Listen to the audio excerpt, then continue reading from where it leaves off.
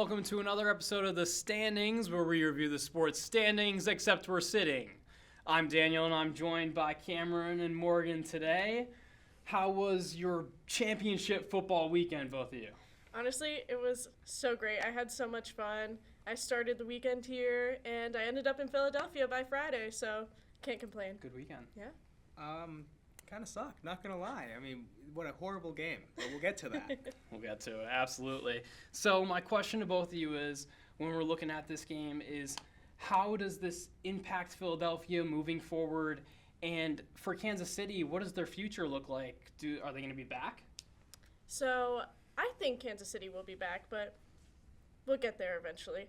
For Philadelphia, though, I think this is really important for them. It's their second ring, and that's just, so great for them. They are such a loved team, and to only have 2 rings at this point, their first one being in 2018, and now getting to here, and the community is just so supportive of Philadelphia, and Jalen Hurts is just a great player for that team. Nick Sirianni, it's just a great team, and they're just going to build up from here.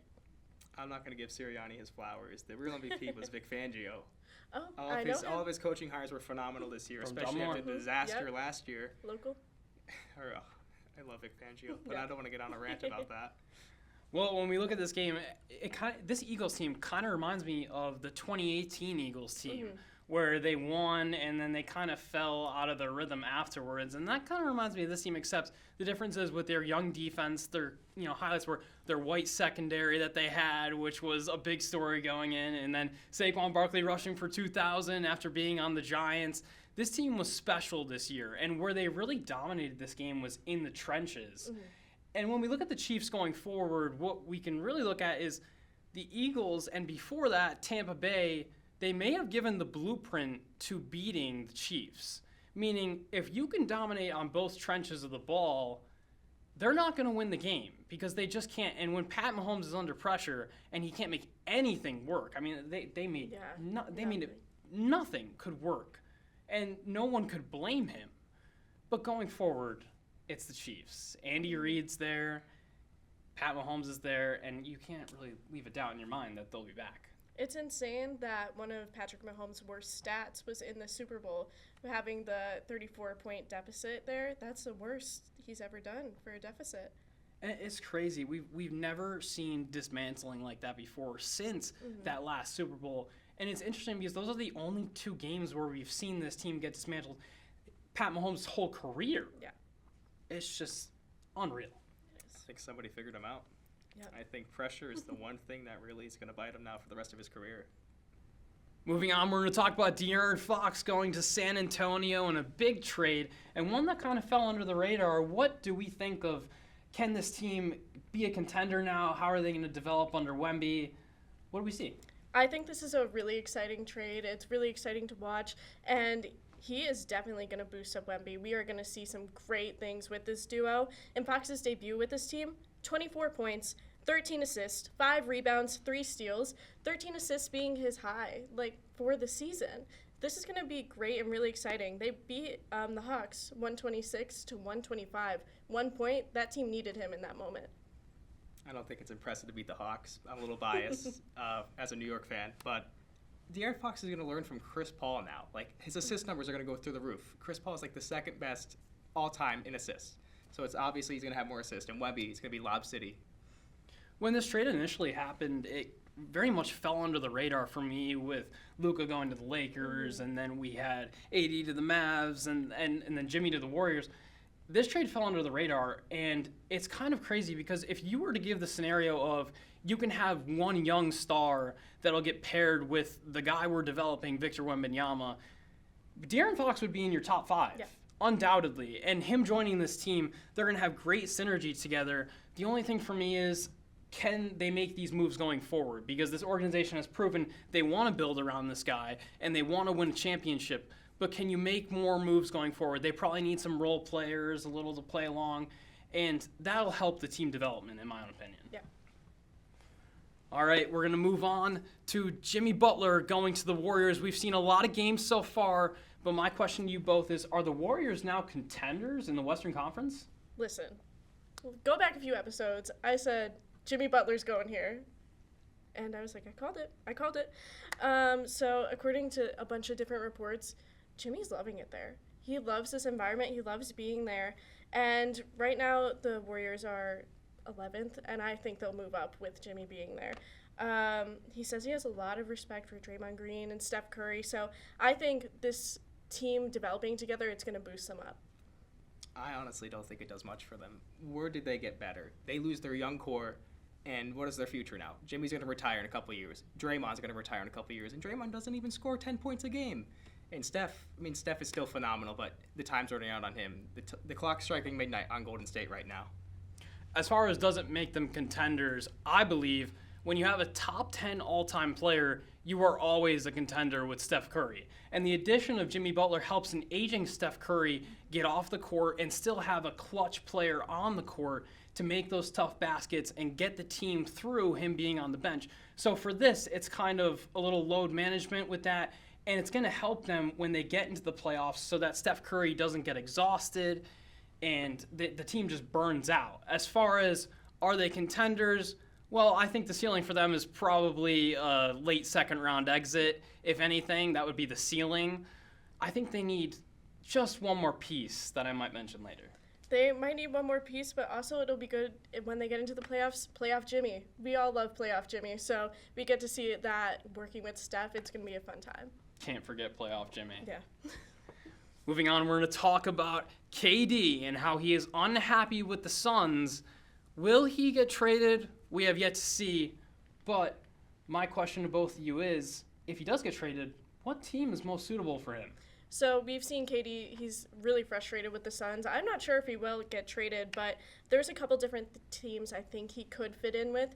I think he could fit in really well with Philly, going in with Joel Embiid, and especially with Jared McCain being a little iffy right now. I think he fits in with that team's dynamic really well as they are right now. I'm going to be a homer again. New York. Oh my God, Jalen Brunson, Karl Anthony Towns, and KD. What a phenomenal big three. But to your point, are they going to dump Paul George in that trade for KD? They might. To make that salary work? Because I think they're over the second cap now. Probably. Okay. Be very interesting to see that trio. Another trio I'll bring in is, what if he went to Golden State? What if we saw Jimmy Butler, Steph Curry, and a reunion with KD? We know that he can work with Draymond Green. We know Draymond Green to be somewhat of the general when he's on the court and telling everybody what to do. Steph Curry is able to work with that. I'm not sure if Jimmy is able to work with that. He's developing his chemistry. But if KD could come back and make that work, that is what makes the Warriors finals contenders. That's what would really put them over the hump, in my own opinion. I think KD vetoed the trade to the Warriors. I heard he does not want to go back at all. He does not want to go back to the Warriors. But then it's... do you want to end up on the Suns where you're not happy, or do you want to go with the Warriors where maybe you'll be a bit better? But I honestly have a third option here is Orlando Magic, which it's kind of out of left field, but he talks really highly about Orlando, and he thinks they have a lot of potential, and I feel like he thinks he could be in a good position there, and that's how he sees it. I think what he's looking at is what will affect his legacy, because right now you won a championship with a team that already had 73 wins. Your legacy really doesn't mean anything as far as that ring goes.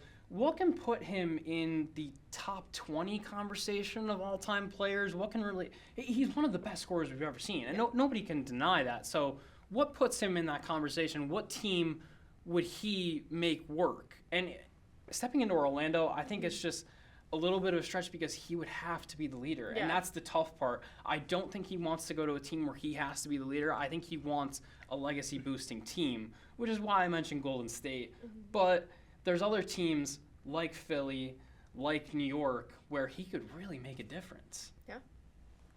Moving on, we're going to talk about Matthew Stafford and how he is unhappy with the Rams.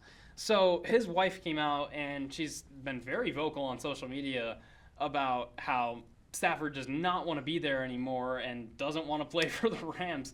So what do we think? Where could Matthew Stafford end up? So I'll go into this team a little bit later with something else, but Pittsburgh is going to be a good opportunity for a quarterback there. I can also see him popping up with New York, going to the Giants. If they traded with the Giants, they would get a 2025 second-round pick, which is 34 overall. and then also a 2026 second round pick. He could go there, but here's the thing with the Giants. His brother-in-law works there as a assistant quarterback coach. So it's kind of family matters over there. I would argue Cup goes with them. If they're that trade in New York needs a second receiver. Malik is the only guy they can throw to consistently. Having Cup in that deal would be phenomenal for New York. But my sneaky team is the Raiders. Replacing Aiden O'Connell is number one priority for them. But also, the Jets. They need a quarterback, and you're going to go back to Sam Darnold. There's nobody better in free agency. I don't understand this move, to be honest with you, but what are you going to do? It's the Jets. And we'll probably talk about this when we talk about Aaron Rodgers, but the Jets have a pretty good roster. So for him to land there, that might be a good situation to come into, especially if they're getting a new coach, a new system. Maybe it would be a match made in heaven. You never know.